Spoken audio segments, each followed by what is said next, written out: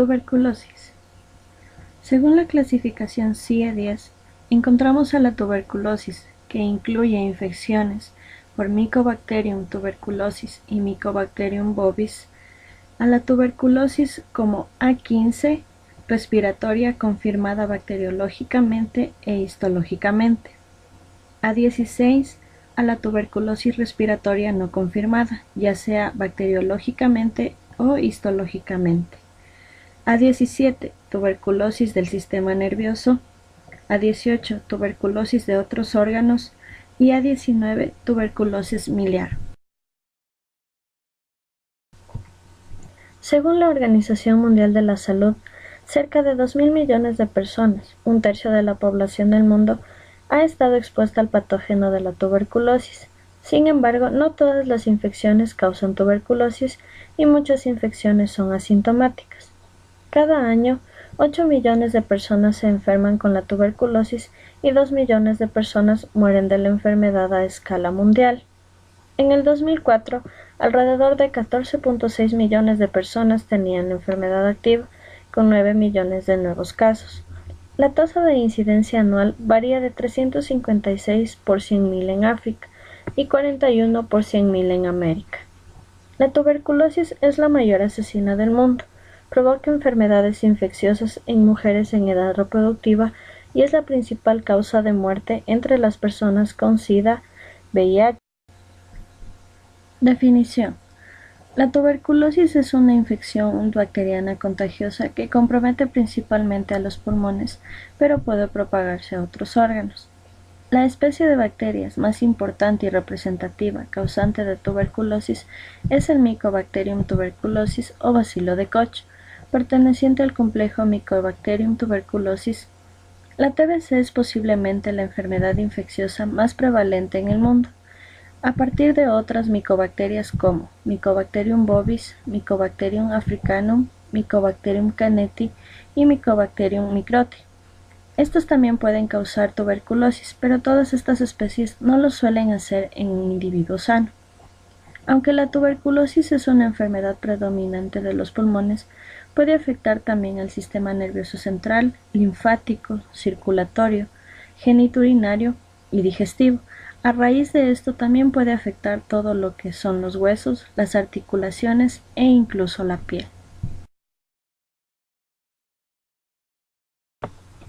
La infección por Mycobacterium tuberculosis suele realizarse por vía aérea. De esta manera, el bacilo es fagocitado por los macrófagos alveolares en un 30% de los casos.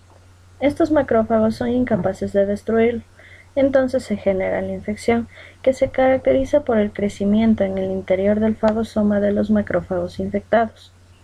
Ello es debido a que el bacilo es capaz de frenar la unión fago-lisosoma.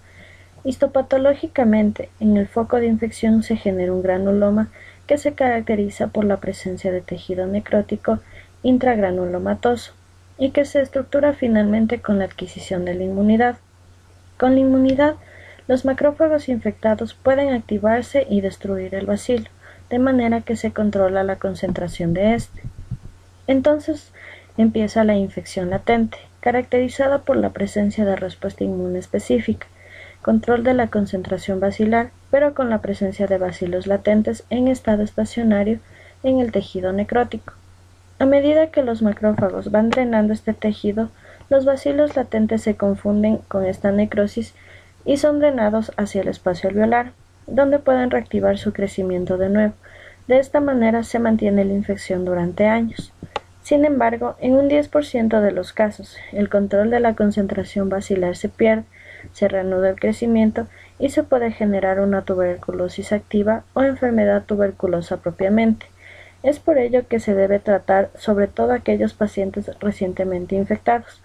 Lamentablemente, el tratamiento representa la administración de isoniazida durante 9 meses, hecho que dificulta su seguimiento.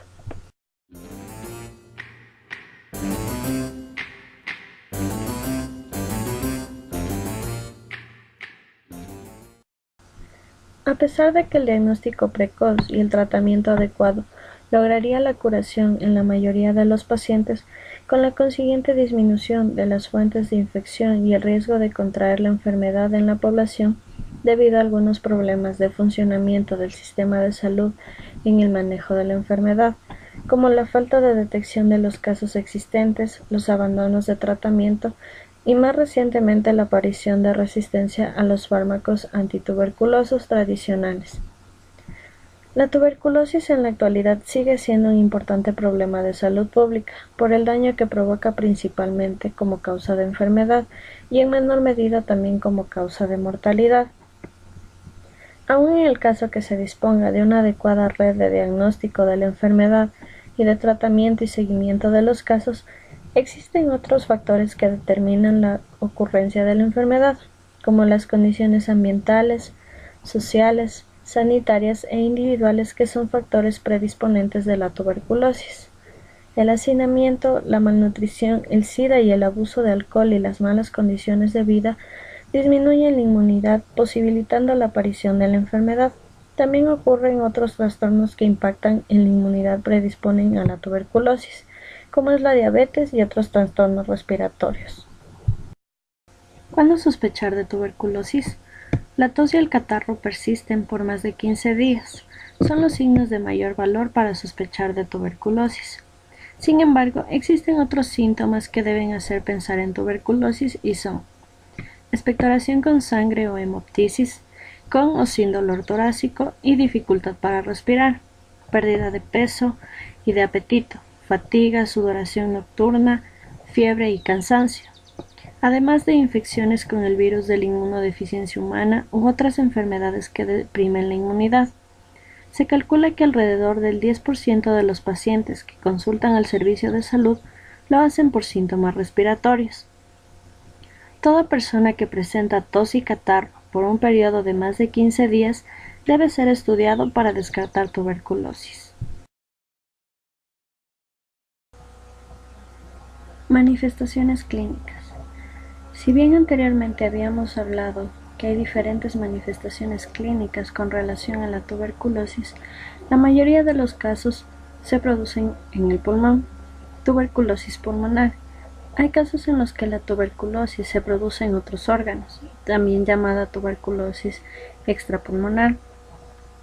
Al hablar de tuberculosis pulmonar, es la más frecuente y la más contagiosa de las formas de tuberculosis.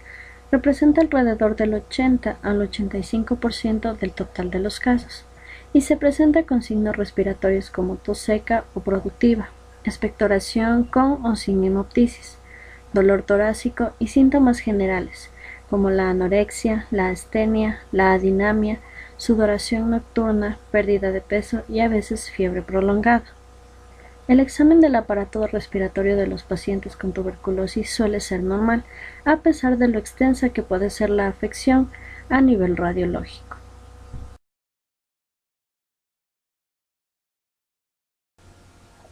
Al hablar de tuberculosis extrapulmonar, esta se encuentra entre el 15 al 20% de todos los casos de tuberculosis. Esta afectará a otros órganos fuera del pulmón. Las formas más frecuentes de tuberculosis extrapulmonar son la pleural y la ganglionar, seguida por la genitourinaria. Los síntomas de la tuberculosis extrapulmonar dependerán del órgano afectado. ¿Cómo confirmar la sospecha diagnóstica de tuberculosis? El examen baciloscópico directo o baciloscopía es la técnica de confirmación más práctica, sencilla y rápida y puede confirmar entre el 65 y el 80% de los casos de tuberculosis. El diagnóstico de certeza de tuberculosis implica la identificación del agente causal en muestras de secreciones orgánicas o en muestras de tejidos. Las técnicas disponibles para el diagnóstico de tuberculosis son la bacteriología, la radiología, la reacción de PPD y otras técnicas de laboratorio que se describirán a continuación. Bacteriología. El examen baciloscópico directo de la exploración esputo es la técnica de confirmación más práctica, sencilla y rápida que puede confirmar entre el 65 y 80% de los casos de tuberculosis. El cultivo es una técnica de mayor sensibilidad, pero requiere más tiempo, es más compleja y es más costosa. Por estas razones es conveniente solicitar cultivo solo en las siguientes situaciones: Cuando la vaciloscopía es reiteradamente negativa, continúan los síntomas y hay imágenes radiológicas sospechosas de tuberculosis. Cuando hay sospecha de tuberculosis extrapulmonar, ya que en general son lesiones con pocos bacilos. En niños con sospecha clínica y epidemiológica de tuberculosis e imágenes radiológicas compatibles. En inmunodeprimidos, especialmente personas infectadas con el virus de inmunodeficiencia humana, ya que suelen hacer tuberculosis atípicas con escaso número de bacilos. En personas con antecedentes de tratamiento antituberculoso, para hacer pruebas de sensibilidad a las drogas antituberculosas. Con 2 muestras de esputo pueden diagnosticarse con el examen directo más del 70% de los casos bacilíferos. Con el agregado del cultivo, la posibilidad de diagnóstico aumenta por encima del 90%.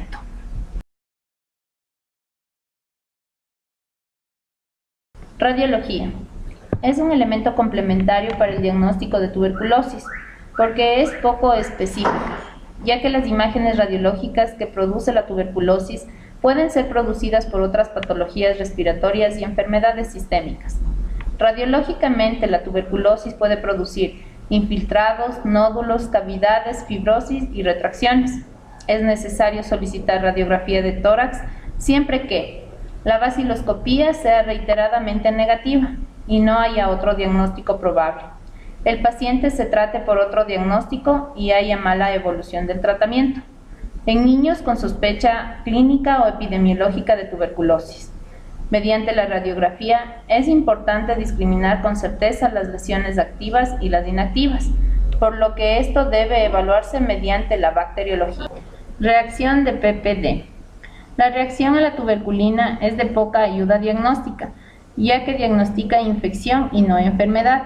Entre el 10 y el 20% de las formas de tuberculosis pueden aparecer como anérgicas, no reactivas, a la tuberculina, ya sea por mala técnica o por enfermedades que producen inmunodepresión, como la infección por VIH, insuficiencia renal, malnutrición, etc. ¿Para qué sirve entonces la reacción de PPD? Como índice epidemiológico de una infección tuberculosa, como ayuda en el diagnóstico de la enfermedad, sobre todo en niños, para detectar infecciones recientes por el viraje tuberculino, para evidenciar la infección tuberculosa en personas con alto riesgo de pasar de infección a enfermedad como pacientes VIH positivos. Transmisión. El reservorio de la tuberculosis es el hombre enfermo. Cuando la tuberculosis se localiza en el pulmón, los individuos enfermos podrán diseminar el bacilo, ya que al toser, hablar o expectorar eliminarán pequeñas gotas de saliva que contienen bacilos que podrán ser aspirados por individuos susceptibles. Los factores determinantes del contagio incluyen la localización de la tuberculosis, sea esta pulmonar o no, las características de la enfermedad, es decir, mayor o menor cantidad de bacilos en el esputo, la duración y frecuencia del contacto entre la persona sana y la enferma, las características del ambiente en el que ocurre, ya sea esta por ventilación inadecuada, y las condiciones del individuo expuesto, nutrición, enfermedades contaminantes, etc.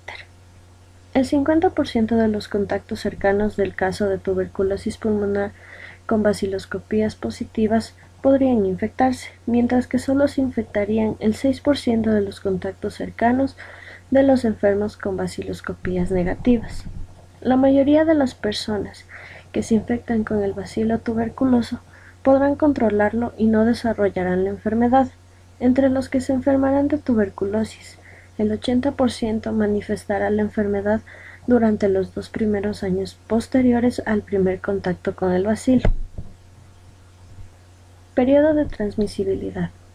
El paciente con tuberculosis pulmonar permanece infectante mientras no se comience el tratamiento específico. Una vez comenzado el tratamiento, el paciente disminuirá la tos y la cantidad de bacilos en su expectoración o esputo, con lo que disminuirá la posibilidad de contagio. Alrededor de terminada la segunda semana de tratamiento, la cantidad de bacilos baja al 1% de la población original. Tratamiento de los pacientes con tuberculosis. La mayoría de los pacientes con tuberculosis se curarán si se les indica y se cumple con el tratamiento adecuado. En la mayoría de los casos, la tuberculosis se puede tratar en forma ambulatoria. En el tratamiento de la tuberculosis se debe tener en cuenta los medicamentos y el régimen terapéutico, la modalidad de tratamiento. En relación a los medicamentos, se cuenta con medicamentos de primera línea y de segunda línea. Los medicamentos de primera línea principales o esenciales son la isoniazida, rifampicina y los medicamentos de segunda línea o subsidiarios que se utilizan en caso de reacciones adversas y resistencia a fármacos tradicionales. Los tratamientos con estos fármacos deben ser indicados por un especialista. En relación a la modalidad del tratamiento, el mismo puede ser directamente observado o autoadministrado por diferente personal. Entre estos encontramos el tratamiento directamente observado o supervisado.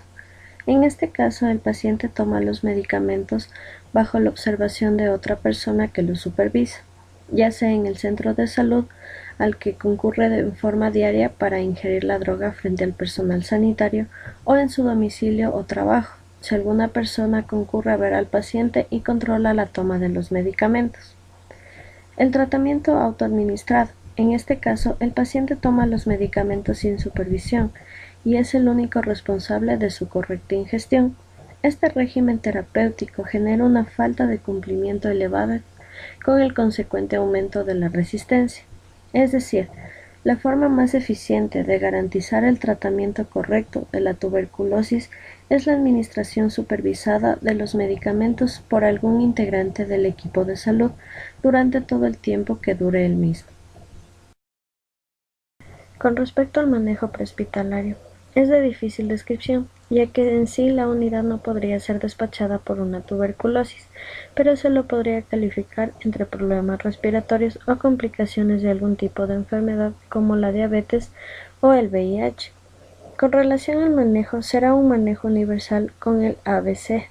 En caso de presentar fiebre, usar medios físicos y proveer de hidratación. En caso de sospecha de una tuberculosis extrapulmonar, se deberá tratar de acuerdo a los síntomas de cada sistema, como por ejemplo en el sistema digestivo se proveerá de hidratación debido a la presencia de diarrea o vómito. Se debe transportar al paciente para la realización de exámenes complementarios en un centro de salud. Recordemos que la rápida detección y tratamiento aumenta la posibilidad de recuperación y la disminución de personas expuestas a la enfermedad.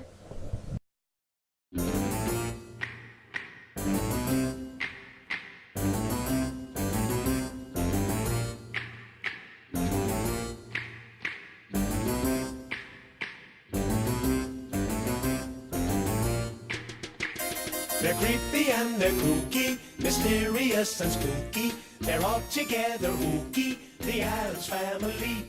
Their house is a museum when people come to see. Prevención de la tuberculosis. El contagio de tuberculosis puede prevenirse, pero depende sobre todo de la actitud del enfermo. Este deberá toser siempre en un pañuelo de papel desechable que deberá ser depositado en la basura en una bolsa de plástico cerrada. Durante las primeras 2 o 3 semanas de tratamiento es preciso que el paciente se mantenga aislado en una habitación, que deberá ser ventilada varias veces al día y permanecer con la puerta siempre cerrada para evitar la diseminación de las bacterias a otras estancias de la casa. Los contactos personales deben ser breves y limitados, y todo aquel que entre en contacto con el enfermo deberá llevar mascarilla, para evitar inhalar las bacterias presentes en el aire. En el exterior no hay mucho riesgo, siempre que se mantenga una distancia prudencial. Los rayos del sol matan las bacterias, por lo que es conveniente que la habitación del enfermo sea soleada. Si no se puede llevar a cabo el aislamiento del paciente en casa, deberá acudir al hospital. Durante este periodo, el paciente no mantendrá contacto íntimo ni relaciones sexuales, ya que aún puede estar en la fase infectiva. Solo cuando lleve 2 o 3 semanas de tratamiento tendrá la seguridad de que ya no puede infectar a nadie. Es necesario evitar durante este tiempo los lugares cerrados, con mucha gente, como el transporte público. Tras este periodo de 2 o 3 semanas, el paciente puede abandonar el aislamiento y los contactos no requerirán del uso de mascarilla.